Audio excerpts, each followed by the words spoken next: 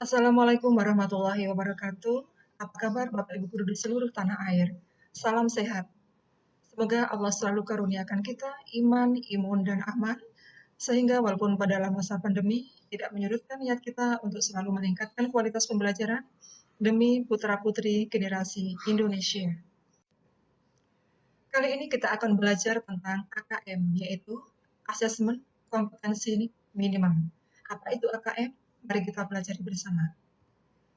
Baik, kita nanti akan mempelajari 5 hal, yaitu yang pertama orientasi atau pemahaman awal tentang asesmen nasional, yang kedua tentang profil pelajar Pancasila, yang ketiga AKM itu sendiri dan juga contoh soalnya, yang keempat pembelajaran berbasis kompetensi, dan yang kelima keterkaitan asesmen, pembelajaran, dan kurikulum. Baik, kita masuk kepada bagian 1, yaitu orientasi tentang pemahaman awal asesmen nasional. AKM itu sendiri merupakan salah satu dari perubahan paradigma sistem evaluasi pendidikan, di mana kita tahu bahwa hasil PISA membuktikan bahwa kemampuan belajar siswa pada pendidikan dasar dan menengah itu kurang memadai.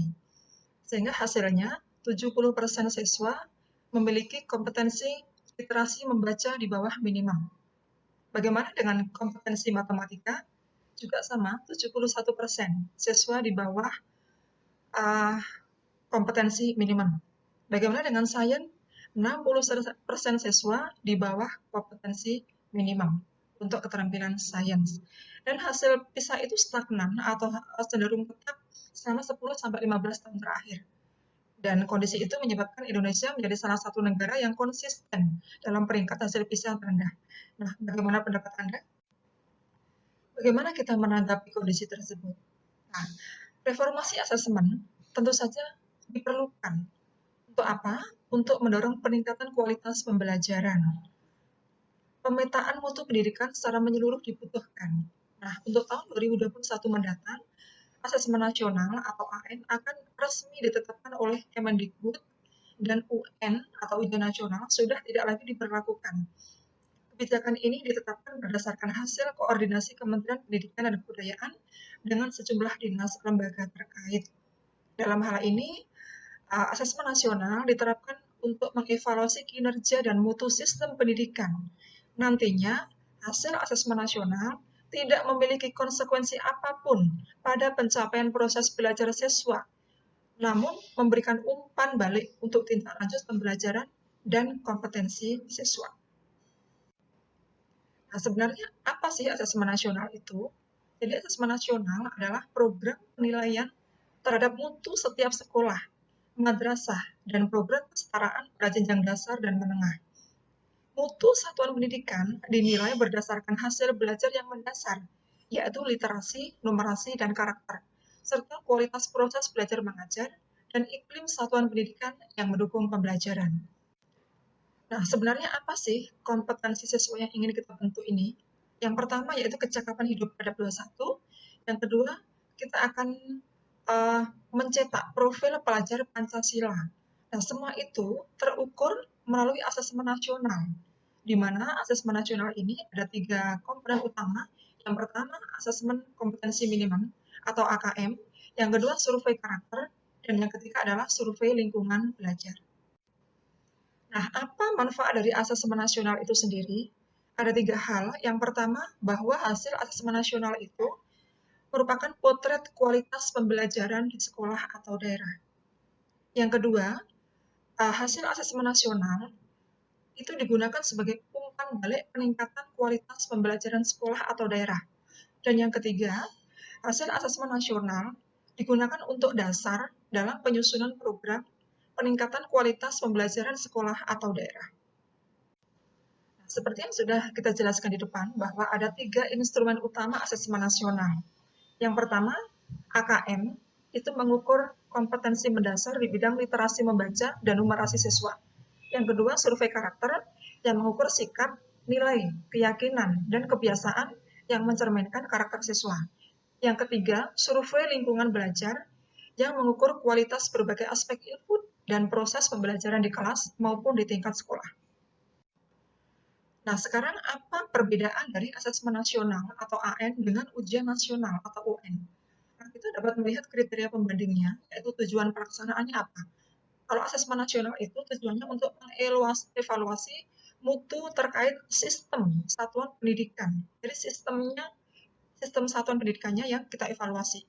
Kalau ujian nasional itu mengevaluasi capaian hasil belajar murid secara individu. Nah, untuk jenjang pendidikan, kalau asesmen nasional itu adalah SD atau MI, SMP atau MTS, SMA atau MA, SMK, juga program kesetaraan jenjang dasar dan menengah. Sedangkan ujian nasional yang dinilai hanyalah anak SMP atau MTS, SMA atau MA, dan juga SMK. Level siswa yang diuji, kalau asesmen nasional itu adalah kelas 5, kelas 8, dan kelas 11.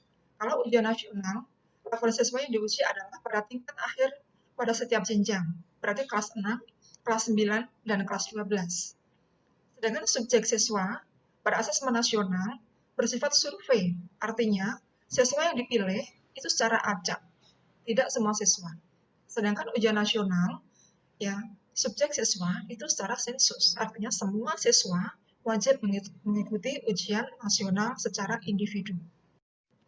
Berikutnya, metode penilaian pada asesmen nasional bersifat adaptif atau Computerized Multistage Adaptive Testing atau MSAT, artinya pertanyaan pada setiap siswa itu bergantung pada kemampuan siswa.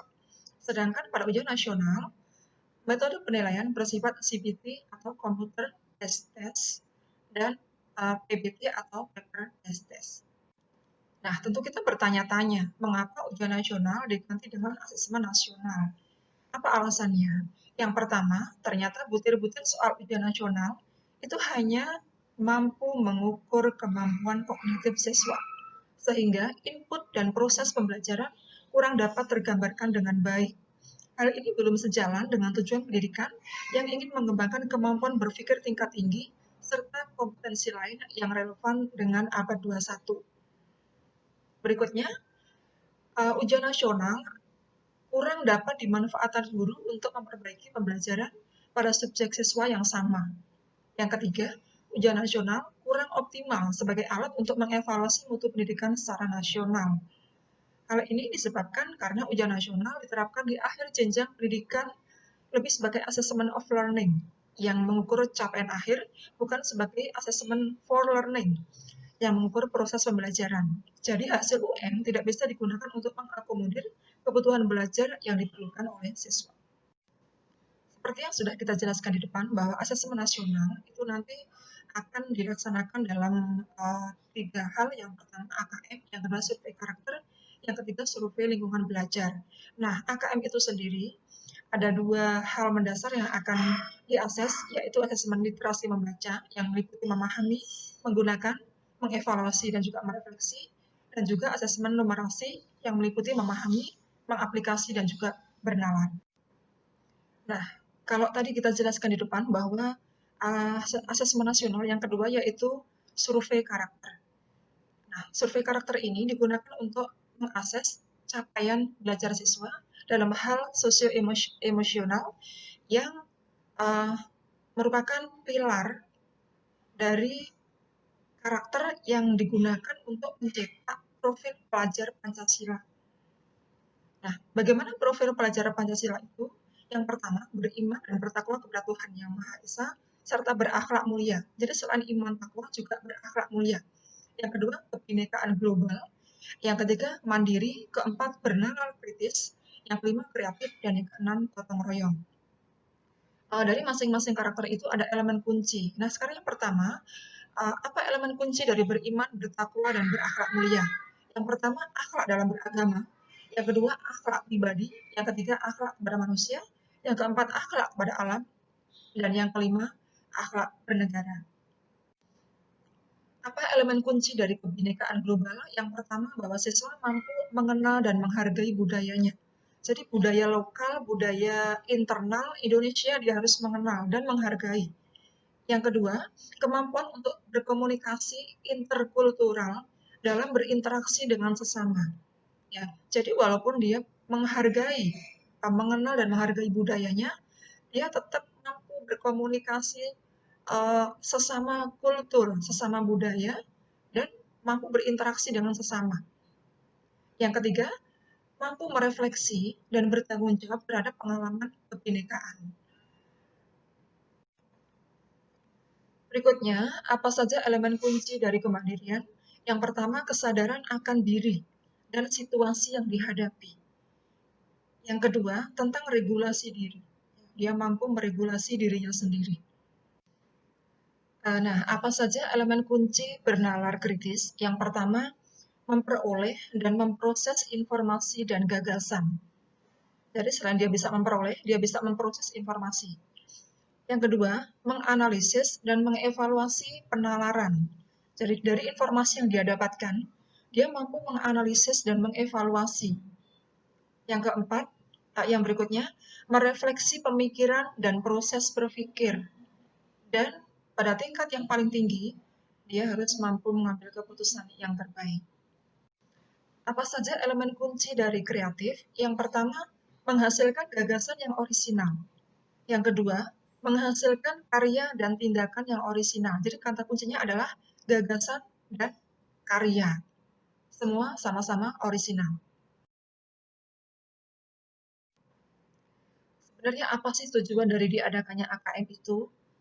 Sebetulnya, dalam pembelajaran itu kan terdapat 3 komponen penting. Yang pertama, kurikulum. Kurikulum ini bicara tentang apa yang diharapkan akan dicapai. Yang kedua, tentang pembelajaran, yaitu bagaimana cara mencapainya. Yang ketiga, tentang asesmen, yaitu apa yang sudah dicapai. Nah, asesmen dilakukan untuk mendapatkan informasi mengetahui capaian siswa terhadap kompetensi yang diharapkan. Nah, AKM itu dirancang untuk menghasilkan informasi yang memicu perbaikan kualitas pembelajaran. Sekali lagi, memicu perbaikan kualitas belajar mengajar yang pada gilirannya akan meningkatkan hasil belajar siswa.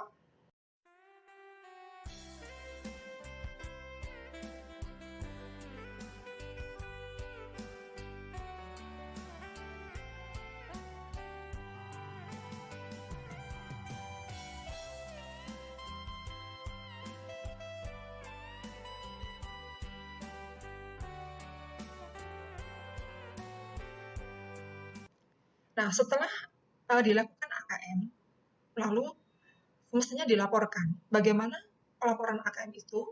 Ya, pelaporan AKM itu diurutkan pada 4 tingkatan. Ya, yang pertama, tingkatan perlu intervensi khusus. Yang kedua, dasar. Yang ketiga, cakep. Dan yang keempat adalah mahir.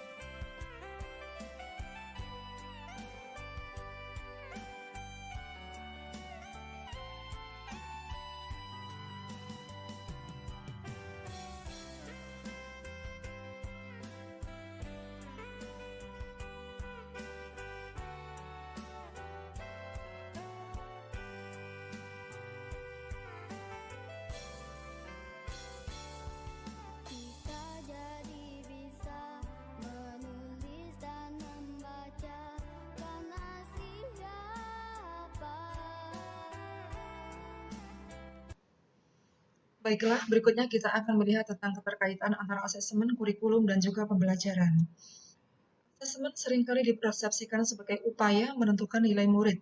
Tidak heran apabila banyak dari kita yang berusaha keras melakukan upaya agar nilai murid kita setinggi mungkin. Nilai murid menjadi sasaran kinerja. Padahal peran asesmen yang pertama dan utama bukanlah menentukan nilai murid. Peran pertama dan utama asesmen harus dilihat sebagai bagian dari proses pembelajaran yang utuh. Kerangka yang sering digunakan adalah segitiga belajar yang mengkaitkan antara asesmen, kurikulum, dan juga pembelajaran. Segitiga belajar membantu kita tidak melihat asesmen, kurikulum, dan pembelajaran sebagai aspek yang berdiri sendiri, namun guru dan pemimpin sekolah dapat melakukan penyelarasan antara tiga aspek yang menentukan pengalaman belajar murid. Nah, seperti ini segitiga belajarnya, ada asesmen, ada pembelajaran, dan ada kurikulum. Nah, kompetensi kepemimpinan sekolah, pengalaman belajar murid, dan kompetensi guru merupakan hal yang tidak dapat dipisahkan, hal yang harus selaras agar kurikulum, pencapaian asesmen, dan juga pembelajaran itu bisa tercapai. Nah, hubungan antara asesmen, pembelajaran, dan kurikulum tergambar dalam segitiga berikutnya. Artinya apa? Kompetensi kepemimpinan sekolah dan kompetensi guru, ya, itu bisa digunakan untuk menyelaraskan asesmen, pembelajaran, dan kurikulum dalam menentukan pengalaman belajar murid.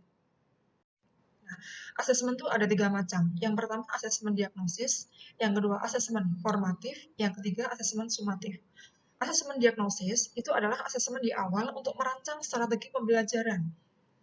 Yang kedua, asesmen formatif, yaitu asesmen sepanjang proses belajar untuk melakukan perbaikan dan penyesuaian pembelajaran. Berikutnya adalah asesmen sumatif, yaitu asesmen di akhir untuk menentukan level penguasaan kompetensi oleh murid. Terima kasih Bapak Ibu di seluruh tanah air yang sudah menyimak slide ini. Apabila di kemudian hari slide ini ternyata ada yang salah informasinya, tolong diabaikan saja dan mohon maaf atas semua keterbatasan kami. Saya akhiri. Wassalamualaikum warahmatullahi wabarakatuh.